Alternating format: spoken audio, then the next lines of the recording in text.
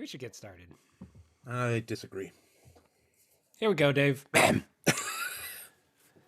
Rhyme or free, it doesn't matter to me. It's my bad poetry. Good day, and welcome to My Bad Poetry, a podcast where we take a deep dive into our poems from youth, yesteryear, or even yesterday, always asking the question, why in the world did I write this? I'm Aaron. And I'm Dave. And together this week, we are looking at a poem from the Wolf Journal. Whoop, whoop. I never have any follow-up at this point. Right? In our guest episodes, you always have something creative about like who they are and what they've done, but we've thoroughly destroyed your confidence, and I enjoy that. Yeah. I can only apologize from this point on forward. So, the Wolf From Journal. this moment on. What song is that? No? I think it's Kiss Me, Kate. I never really liked that musical. Yeah. Yeah. It's the greatest musical of all time because I was in it in high school, and that's usually how people define what a great musical is. Yeah. I would agree, except I was part of Bye Bye Birdie, and... Yeah, no thanks. Yeah. Okay. Dave, we have some near poetry approaching us in the Wolf Journal, but can you bring us closer to poetry with whatever you've written this week? The clear answer to that question is no. Okay. You look so proud of yourself. I know. Okay. This is a poem called Don't Waste My Time, and it is a found poem. Je déteste être ce type, mais je suis un homme vraiment important. J'ai un QI vraiment élevé. Je suis définitivement un sigma. You're welcome. I don't know if the French should be offended or just happy you're not a part of their country or language. Yeah. What was that? So this is a found poem. There's a woman I follow on TikTok who talks about profiles that she finds on dating sites. Okay. And there was a man whose profile started with, I hate to be this guy, but I'm a really important man. I've got like a really high IQ. I'm definitely a Sigma. And then he goes on to explain that he was speaking fluent English, French, German, and Spanish at age 2, and that women should really value him because of how important he is at his job, where he earns more money than you. Mm-hmm. And I couldn't find a way to explain the pretension without a terrible French pronunciation, which I'm assuming this guy has about the same level of French pronunciation that I gave, which, to be clear, is not French. So you found the profile in English, and you ran it through like a Google Translate? No, I worked on the translation. I've been studying French for years now. You pulled out your dictionary and parsed the syntax and... Yeah. Okay. And then you put some intentional line breaks in there? Yep. And read it with your hand in the Italian gesture. Italian gesture. Through the entire time you were reading. Oh, sorry. I have a stick in my hand. Should it be like one of those long cigarette sticks? I think that's more just Cruella de Vil. Je suis home on the Pamplemousse. Fromage. Well, now that I've put you through that torture, it's time for my turn.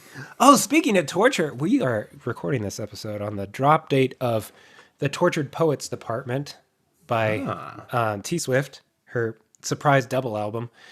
And I will just say, we were here first, Miss Tortured Poet. Yeah, bring it, Swifties. No? Are you trying to start beef so that someone will actually think we matter in some way, shape, or form? You know, because I'm here to tell you no. If there's anything that Swifties could do, it's to like bring their whole selves into something. So if we were to start a beef with the Swifties by claiming that we were tortured poets before this album dropped because of the Wolf Journal, My Bad Poetry, Sure. all the poems, all the amazing poets bringing their bad poetry to us. I'm just saying, if they want to hate listen back through our entire catalog to find material to probably dox us later. Yeah, I'd take some Swiftie energy. But Aaron, if you really upset them, look what you made them do. Look what you made them do. Look what you made them do. Look what you just made them do. You need to calm down. Oh. You're being too loud. Oh. And all these Starbucks loggers. Okay. You remember that, right? Yeah. The star-crossed lovers Yeah. or Starbucks eat whatever, yeah. Can I just say, Yeah. with absolute joy in my heart, Taylor Swift rules. I know. Yeah. So is our goal to get Swifties mad at us or to get Taylor Swift on the pod to talk about her bad poetry for a song that she hasn't released yet? Is there a song that she has? Like, does she have a back catalog that she hasn't put out through her Taylor versions? I don't know. Doubtful. If that wasn't cringe enough, we have turned the page in our Wolf Journal to a new selection of material that I'm not even going to say must discuss. I think we're just... Are forced to discuss? Yeah. Ooh, no, not forced to discuss. Forced to disgust. Good for you, Dave. That was... I was listening to Hamilton last night. You disgust me. Yeah. So you disgust me. Yeah. Yeah. Nice. You just flipped it. I gotcha. You're welcome. I'm a genius. Tortured poet and whatnot. So here's the thing that I have here. And again, it's not poetry, so I don't even know if we should discuss it. It's in the Wolf Journal, Aaron. Of course it's not poetry. That's a good point. So I'll read this. We can roll our eyes. And then I have one that is, I'd say, quasi-poetic on the next page that I actually have the poem for the end of the podcast prepared for that one. So. Yeah. So then we'll just be done with the podcast forever, right? Oh, That's no, what you're... There's 3 more pages. You're a monster. Okay, let's hear this crap. We're getting close, Dave. Well, you gotta write more crap. Apparently, yeah, I gotta start producing new stuff. So here is what is called A Boy's Guide to High School Relationship. And I ran out of room. I think it's probably should say relationships, but the relationship gets sucked into the page gap here. So now that is a very poetic statement. And I would say that this, just to give any sort of context to this, my favorite band growing up, Reliant K, when we were in high school, they put out a book called A Guide to the, what is it? A Guide to the Female Mind or something like that. Yeah, something like that. Yeah, it's based on a phrase from their song Mood Ring. And I never read the book, but I remember when it dropped, I was like, yeah, of course they get it. They write the best love songs ever. And so this is probably my attempt at something similar.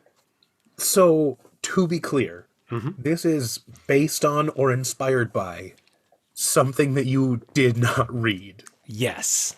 This is someone in the Facebook comments on an article saying, what's the article say? Okay, cool. Cool. Yeah. So this is A Boy's Guide to High School Relationship. Every single time I'm going to go with that. A high school relationship, although it may feel like it, bracket, is not the love of your life. It may not even be the love of your year. High school dating is not to find your soulmate, rather to find the aspects and traits you would like in a serious relationship. Too many times, two children and teens today associate their sublunary attractions at their first sense of elation with a girl to be love, when in fact, love is so much. When in fact, love is so much stronger of an emotion that cannot be fully comprehended. Cool. Wow. So, like, the pretension and the just complete idiocracy of that. Can we go back to sublimation or whatever? Yeah. Read a little bit before that. Okay. Too many times children and teens today associate their sublunary attractions and their first sense of elation with a girl to be love. So children and teens and their love of a girl. I can't believe I'm even trying to parse this. I'm just trying to make sense of this because it sounds like you're saying too often human beings think about women in this way. And it seems like you're not counting women as people? Am I? Well, I think if we, this is very heteronormative in that it's a boy's guide. Well, no, it could be lesbians. But it's a boy's guide to high school relationship. Fine. And so I guess it's girl down here because at the time of writing, my understanding of sexuality was very conservative, I would say. Right. And so, it's too many times we associate our crushes with love. I'm basically saying, Aaron, get over your breakup. It wasn't true love. This is me trying to process a rough breakup by saying it wasn't that big of a deal. It's not it's not about finding soulmates. It's about finding traits you like. Yeah. That's so sad. But it's not poetry, so we've wasted too much time already. Okay. But I would like you to ask the question. Okay. Oh, good or garbage? Yeah. Good or garbage? Because the obvious answer here is your title gives away what's happening. It's falling into the butt crack of writing. Yeah. That's where it belongs. That's where it stays. Yep. Yeah. Yep. The S has already fallen into the butt crack. Yeah. And sublunary was entirely an English vocab word of the year. I remember learning that word, so I was very happy to I don't know what that word means. Under the moon. It's just anything of the earth. Sublunary. Right? Okay. Yeah. So I was still, I was on sublimation. Instant change from one state of matter to another. And I'm like, I have no idea what you're getting at there, bud. No, that's me. Again, I learned a new word, and I wanted to immediately use it. Aaron had word of the day toilet paper. I did. No, it was English. It was English class. Yeah. Okay. So here's the poem. And so it's tucked up in the corner here on the right side page. And I think it's fitting that we're dropping this on Earth Day. I'll just say that. I was still on it slanting and tucked away into a corner. And I'm like, why is that Earth Day? No, I was just painting a picture for our listener. Singular. The awakening sun rose on a field of dew. The red rays seemed to cut away at the cold night air.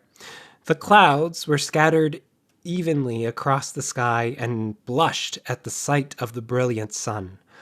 Mist rose from the field as men rose from their beds, oblivious to the miracle that is daybreak.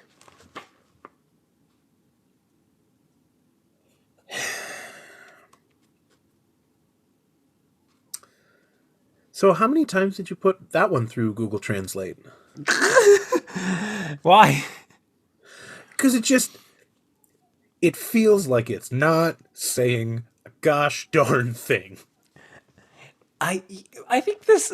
I'm going to defend this one. Good. Please try. I think it's not... Well, two things. I do think it points out how really cool sunrises can be. And so, like, the miracle of daybreak and, like, how we go about our days kind of missing the cycles of nature and how cool that can be.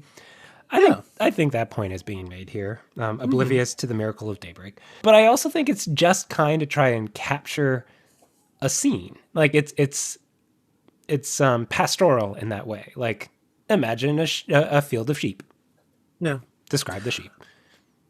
And to be fair, it gets away from your normal sad boy, which is everything that you have written previous to this. Everything. This is like a breath of fresh air. And it's on the same page as relationships are suck. But, I mean... Yeah. I don't know what inspired this change of heart, but looking ahead, it is this alone. This ray of sun in this entire book of bad poetry is this awakening sun that's rising on a field. Okay. It does remind me of a like a poorly written game intro. Ooh, yeah, totally. Like there's like I'm thinking like 90s graphics and there's a voiceover on a awful cartridge of just like, and the sun glows over the field. Yeah. I'm bringing the image of rose back multiple times. So the awakening sun rose, the mist rose, the men rose. Right. But there aren't any roses. There aren't any roses. A rose is a rose is a rose. A nose is a nose is a nose is a nose is? Moses supposes his nose is a rose is a Moses. Okay. My daughter loves 3 songs. It is the Rainbow Song by the Kaboomers. Okay. Toot Sweet from Chitty Chitty Bang Bang. Okay. And Moses, Moses, Moses. She loves Moses supposes his noses are roses from Singing in the Rain. Yeah, but Moses supposes erroneously. That's such a peppy song. It's so good. Yeah. And the choreography in the movie, it's so good. Yeah, I love that movie. Well, I don't know. We've talked a long time. What do we do with this? I would say this isn't actually terrible. And it does break from what you have done. It shows potential growth. Although I'm a little excited to see what's on the next page to hear the same shtick. Oh boy! Well, I'll give you a glimpse. There's notes. So this is me trying to come up with We're back to a bit of songwriting here. And actually, this is a song over here that you haven't heard a recording to. I don't know if it still exists out there. I know some of my friends did a techno pop remix of it to make fun of me back in the day. Aaron? Yeah? I think that they are making fun of themselves in doing that. Thanks, buddy. Yeah. I don't mean it as a compliment to you either. Okay, I mean it as an insult to your other friends. Yeah, why I decided that one I should burn on a CD, I do not know. Oh boy. Mm-hmm.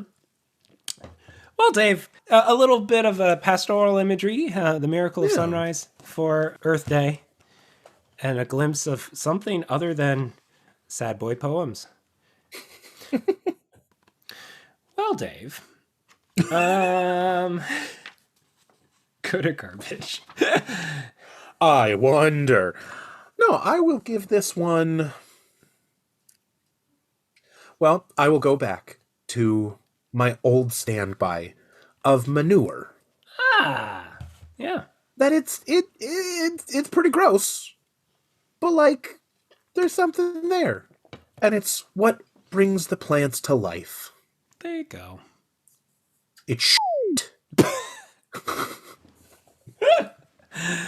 Well, folks, if it seems like we've maybe dipped in quality the last 2 weeks, I recognize that, but we are saving our energy for a truly exciting opportunity and guest on the horizon. Yeah, I'm really pumped that I'm gonna bring a good poem next week. Oh, Dave. Oh no, you weren't talking about me as the important guest. We're gonna have to talk off air. How dare you? But if things work out, we should have a really fun one coming up. as all of our guests have been. Yeah. So be patient, and thank you for listening. You don't have to be patient with us. That's true. Again, we want to start beef. So Taylor Swift. Yeah, Swifties, tell us how much this episode sucked. How we are unformatted, unfunny, probably toxic. No, that was Britney Spears. Oh, dang. Britney Spears was toxic. Oh, no. It's Swifties, now we got bad blood. yes. We used to have mad love. But because we have a bad reputation. Ah, nice. The True Torture Poets. We're going to end this week with the words of a true poet. This time coming to us from Louis G. Dato. This is Sonnet, This Day When Waking from Perturbed Sleep. This day when waking from perturbed sleep, I see the dim night die upon the dawn, and gaze on gleaming hills and dewy lawn, on sunbeams soft that o'er the valley peep, when nature seems with ecstasy to weep, at seeing earth and sky so lovely grown, and innocently to herself alone, counts and recounts the flowers and clouds they keep. How clearly do I see through thin green leaves the truth that only beatitude's dawn arouse, the smallest of mortal man who grieves, whose eyes to loveliness perpetually drowse. O blessed morning, how the long dead heaves, to life surprising on the blossoming boughs. See, okay. That's the poem. I don't need to rewrite mine because it's already been written so beautifully. Right. Yeah. That's lovely. Yeah. It captures daybreak, and it talks about how mortal man misses it. Our eyes miss the loveliness of it all. It reminds me of, I believe it's a quote from Phil Dunphy. You know, the great philosopher? Is he the ventriloquist? No, he's the dad in Modern Family. Oh, okay. Yeah. But in a book of advice, he wrote that at least once a day, watch the sunrise. Which that's real good. Yeah, that's very funny, but also decent advice. Yeah. Cool. Well, this has been My Bad Poetry. Now go write some of your own bad poetry, but please check if someone has already written the poem. Make sure that it's not something that somebody has already done better than you, because we all know you will never improve in writing your poetry. You're only going to be bad at it. Aaron's poetry that he writes today is still just as bad as the crap he wrote in high school. That's why it was published recently. Yeah. Rhyme free doesn't matter.